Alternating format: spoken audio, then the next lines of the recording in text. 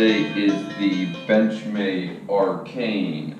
The 490 is its model number. So this is a CPM S90V steel blade with aluminum handle, and this is one of the few knives that Benchmade does with a flipper, and it's assisted. So it really comes out there, still has its amazing access lock.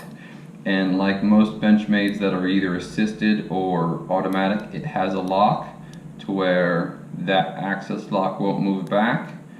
Boom. And then you can also lock it open to where it won't close on you, even if you try to depress the lock. So if you're really going to be using it for a long time, it's kind of handy. Not that I've ever accidentally hit an access lock, but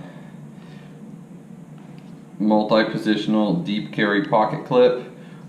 This thing is super lightweight, super comfortable in the hand. Has a nice almost spear point, almost drop point. It's a little bit more spear point than drop point, but you can call it modified anything, right? Great look blade,